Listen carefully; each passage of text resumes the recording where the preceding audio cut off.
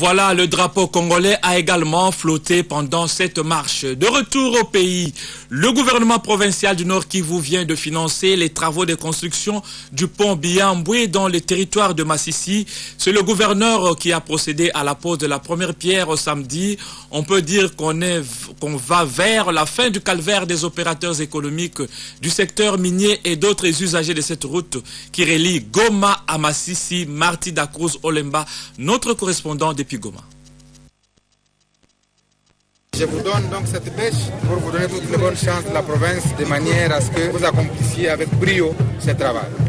C'est sous cette recommandation que le gouverneur du Nord Kivu a remis la bêche de sable mélangée au ciment à Jean Coco, directeur provincial de l'office des routes au Nord Kivu, qui du reste a promis de tout mettre en œuvre pour que dans un délai de 4 mois, cet ouvrage dont la portée est de 16 mètres et une largeur de 5 mètres suspendu sur des murs en aile de 40 mètres de part et d'autre soit remis à l'autorité provinciale. Très touché par les multiples réclamations des autorités locales, élus de la contrée et opérateurs miniers eux-mêmes, le gouverneur Julien Paluku Kaongia a décidé de répondre aux aspirations et attentes de la population de Biambwe, particulièrement les opérateurs miniers soumis au paiement des taxes. Les opérateurs miniers versent régulièrement leurs taxes pour le développement de la province et se demandaient mais pourquoi est-ce qu'on passe encore dans la rivière et quand il pleut, quand il y a des périodes de crue, ils ne savent pas faire passer les minéraux. Et le devis est autour de 151 000 $ si on doit faire tous les travaux et nous allons nous atteler et au plus tard, le 10 mai 2015, nous reviendrons pour devoir inaugurer ce pont. Oui, un ouvrage prioritaire, fruit de longs plaidoyers qui nécessite d'être mis entretenu une fois achevé, a plaidé Ambishouti Seninga Robert, député provincial élu de la contrée. Non loin de là, c'est au village Mema où le problème de canalisation des eaux de la rivière portant les mêmes noms se pose avec acuité. Sur place, les chefs de l'exécutif provincial promettent dans les tout prochains jours le curage des eaux sous une main-d'œuvre locale d'une centaine de personnes pour désengorger ces ponts jetés sur la rivière Mema. De retour à Goma, en provenance de Biambwe dans le territoire de Massissi, Marty Dacruz Olemba, RTGA. Et puis la CENI informe qu'elle procédera le mardi 13 janvier à Kinshasa à l'accréditation des journalistes et autres professionnels de l'information, donc en vue de la couverture des opérations liées aux élections provinciales de cette année 2015. Les journalistes et donc désireux d'être accrédités par la CENI devra déposer les documents ci-après, une lettre d'autorisation de son organe, une carte de presse délivrée par l'UNPC, une carte d'électeur ou le passeport en cours de validité et une photo passeport récente. Voilà la semaine dans ces faits les plus marquants. 6 projets de ratification ont été présentés au Sénat par le vice-ministre de la coopération internationale.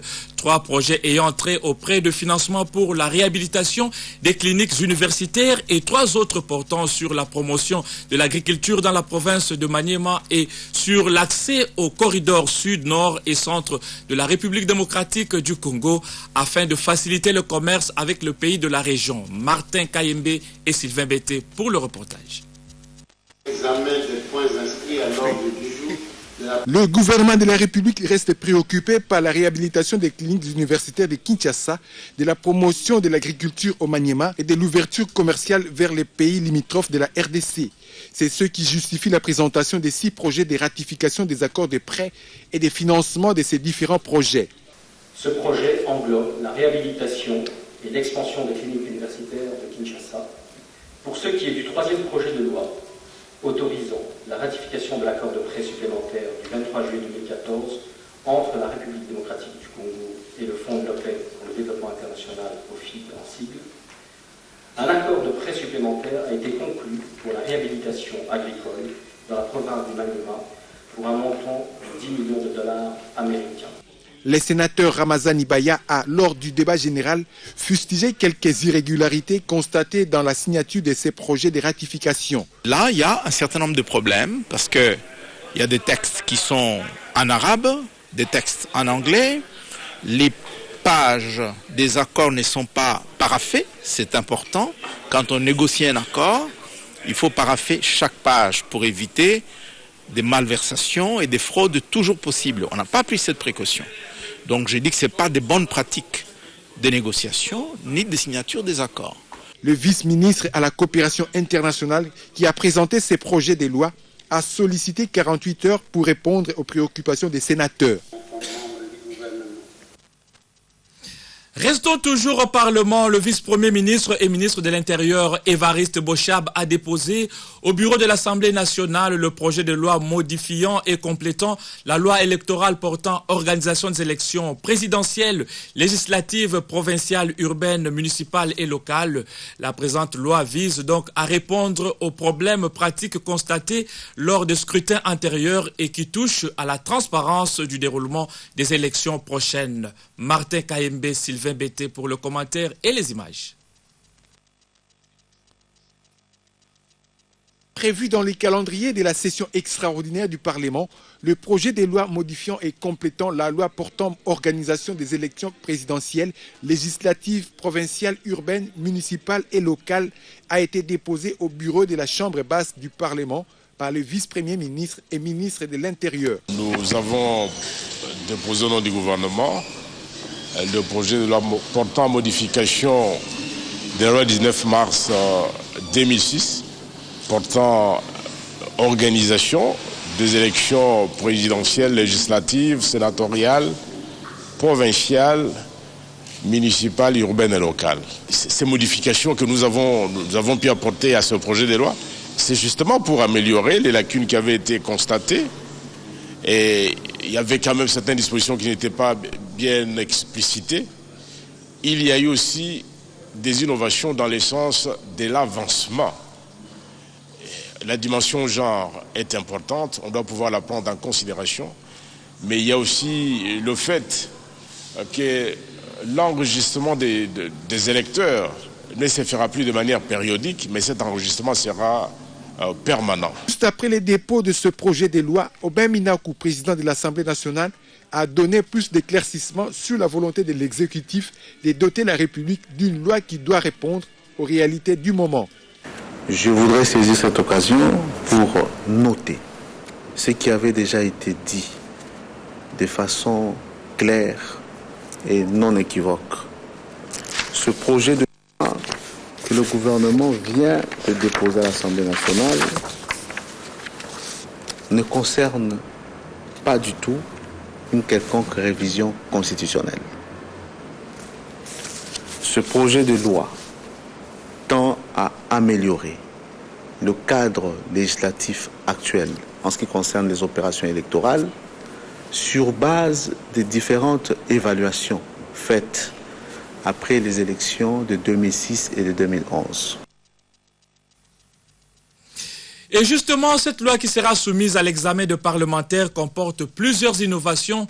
Si ce projet de loi est adopté par les parlementaires, les Congolais de l'étranger pourront participer au vote du président de la République et les communes de Kinshasa deviendront de circonscriptions électorales pour les députés nationaux. Richard Chako Kaningele pour le commentaire. Il s'agit d'un projet de loi de 3 articles que le gouvernement soumet à l'examen des parlementaires.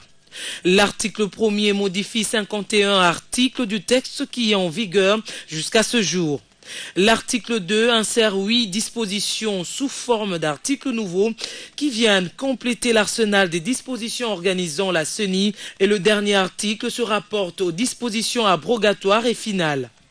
À travers cette loi, le gouvernement veut apporter des correctifs par rapport aux lacunes dernières dans la loi existante, celle de 2011, et l'améliorer.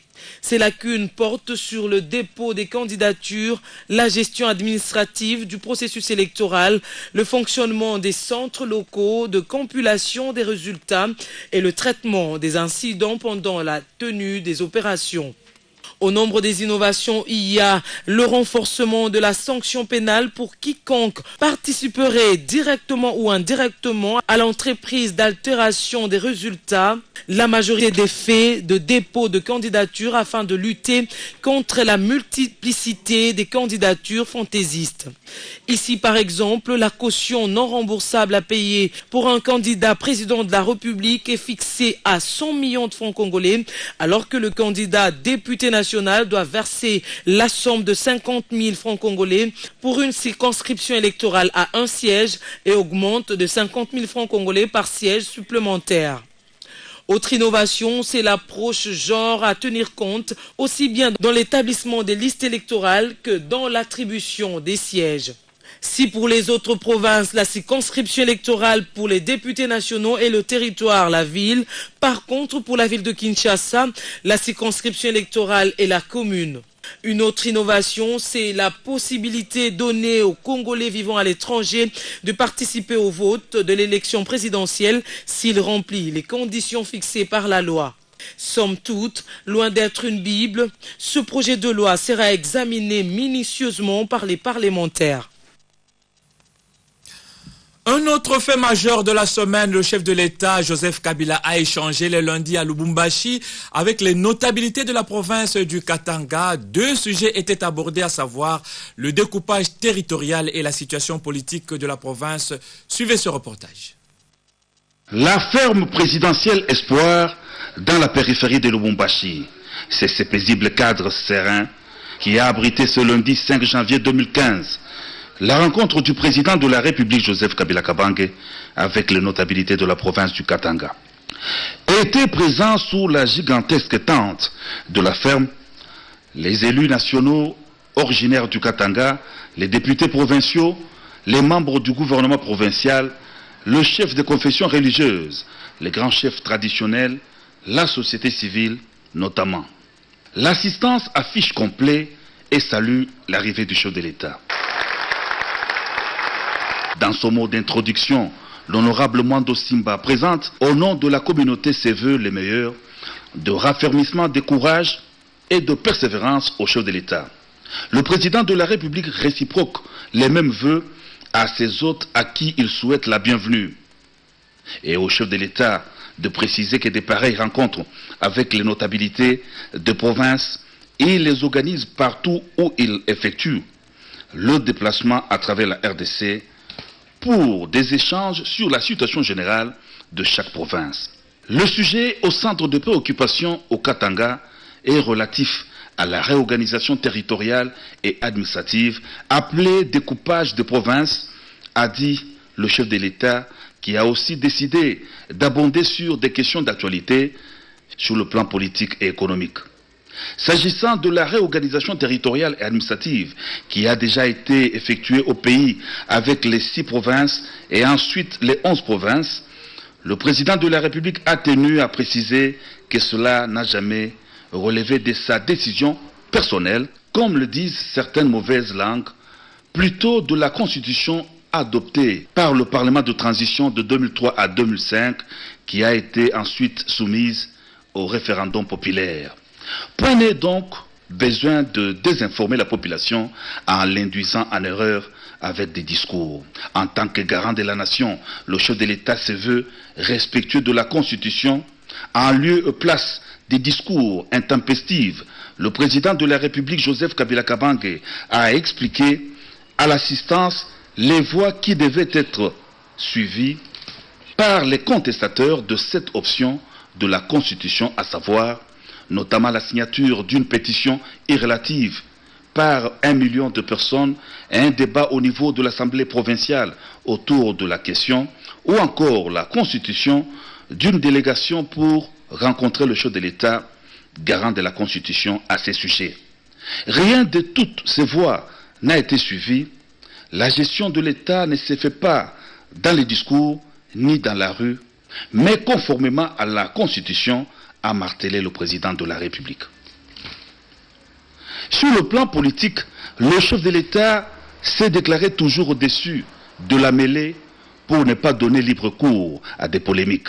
Il est le président d'un grand pays, la RDC, et non du Katanga. Ce n'est pas ma nature de répondre à tout celui qui m'attaque, de prêter le flanc aux polémiques de tous bords, a dit le président de la République, avant de souligner que le Katanga est une province comme toutes les autres. L'autorité de l'État doit être de strict respect. Les responsables en province sont les représentants de l'État. Ils ont l'obligation de répondre au gouvernement central avec qui ils ne doivent pas engager un bras de fer.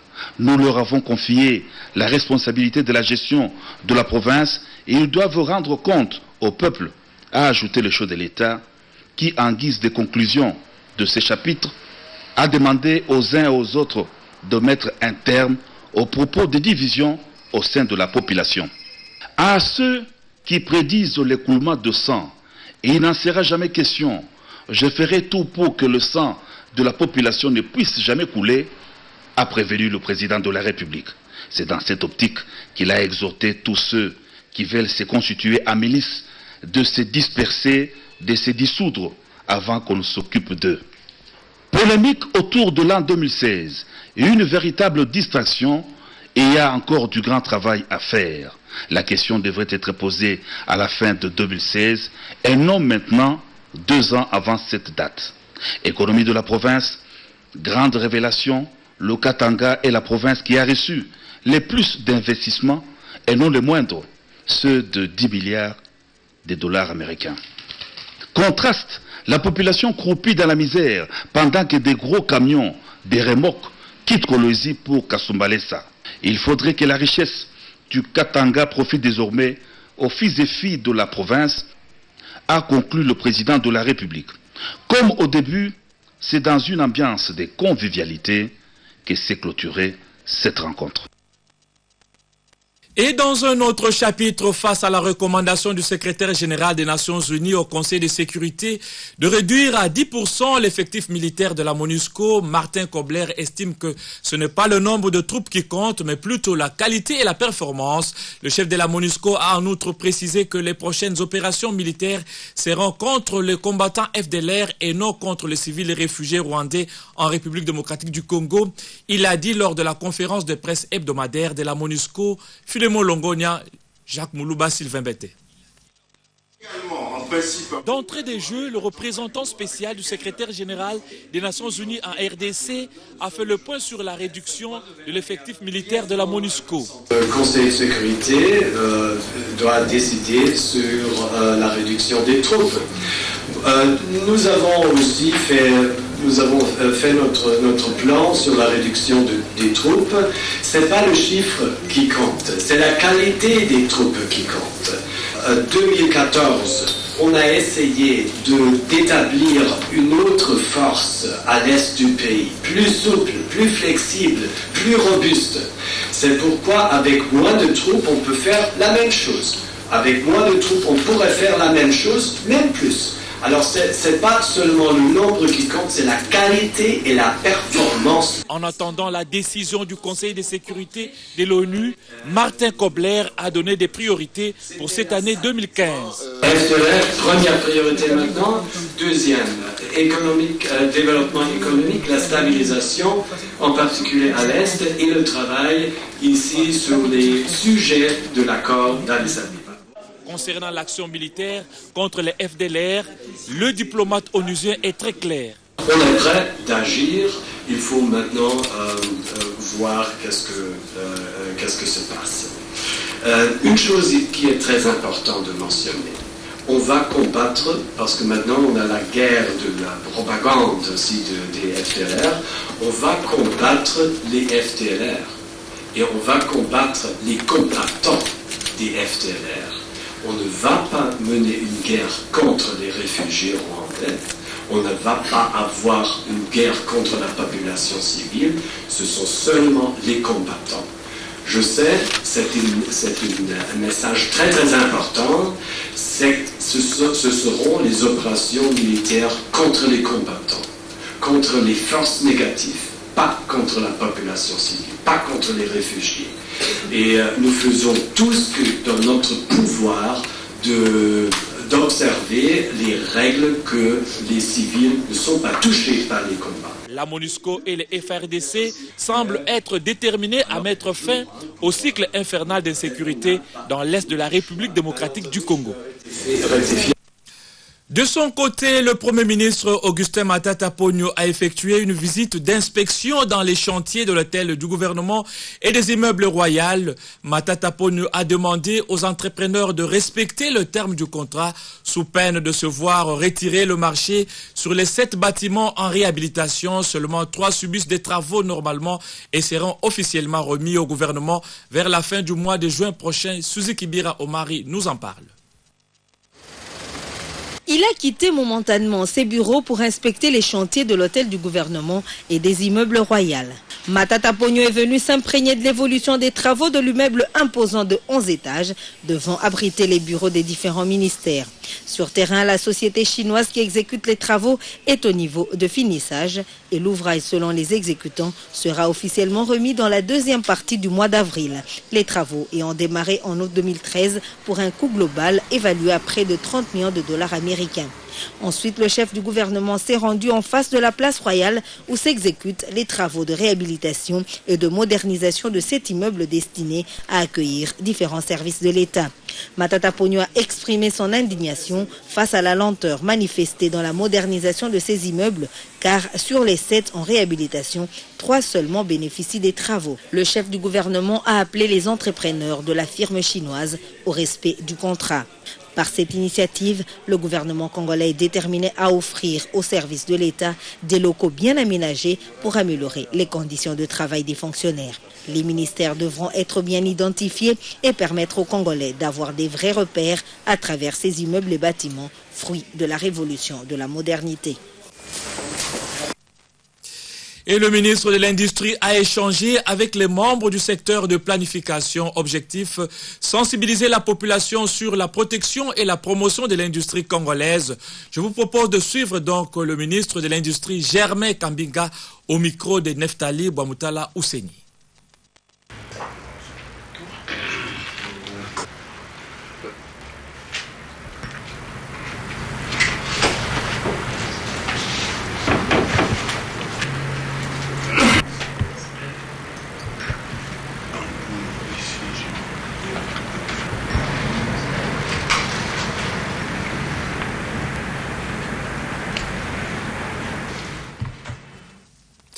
Voilà, toutes nos excuses pour la qualité de cet élément. Le gouvernement congolais rappelle que le délai accordé au groupe rebelle FDLR pour déposer les armes et se démobiliser pour un rapatriement est déjà fort clos et que le désarmement forcé interviendra au meilleur moment. Lambert Mende Omalanga, porte-parole du gouvernement, en a fait part à la presse le vendredi dernier au cours d'une conférence. Richard Chako Kanyengele et Elvis Ndaya.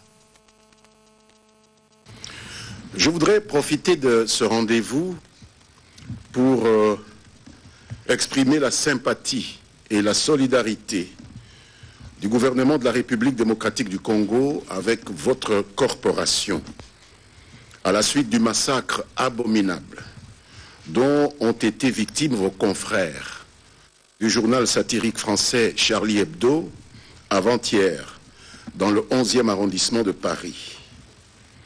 Le gouvernement de la République condamne cet acte de barbarie indicible qui vient rappeler à quel point le terrorisme est humainement inacceptable. Le monde se doit, à notre point de vue, impérativement de se coaliser pour éradiquer le terrorisme, où qu'il se manifeste, car il est devenu une maladie hautement contagieuse. Les terroristes en Europe, en Afrique ou partout ailleurs sur notre planète ne méritent ni compréhension ni complaisance. Pour en revenir à notre rencontre de ce jour, elle portera sur l'actualité politique, sur le différend qui oppose l'administration fiscale de notre pays à l'hôpital général de référence de Panzi au Sud Kivu et sur la situation, d'abord sur la situation créée par les rebelles rwandais des FDLR et les résidus d'autres forces négatives à l'est de notre pays.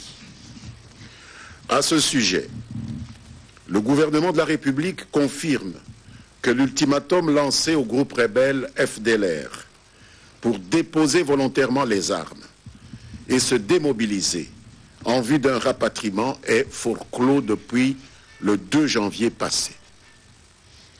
Le désarmement forcé de cette rébellion rwandaise, en synergie avec les forces de la Brigade internationale de la MONUSCO, est donc désormais à l'ordre du jour au niveau du gouvernement et des forces de défense et de sécurité de la République démocratique du Congo. L'impatience de voir cette opération de stabilisation de la République démocratique du Congo, que nous percevons chez nombre de nos partenaires, est partagé ô combien par les Congolais et tous leurs dirigeants, car la proportion de 25% seulement des combattants FDLR qui ont accepté de déposer les armes suite à l'ultimatum lancé par notre président et de rejoindre les centres de regroupement et de transit, 25%, ce n'est pas du tout satisfaisant pour le gouvernement.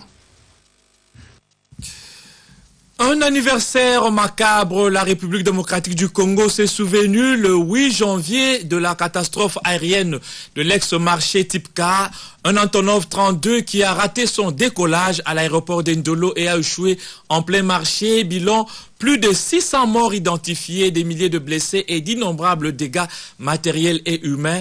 La reconstitution de faits dans ce reportage de Georges Bakabaka Ngesi.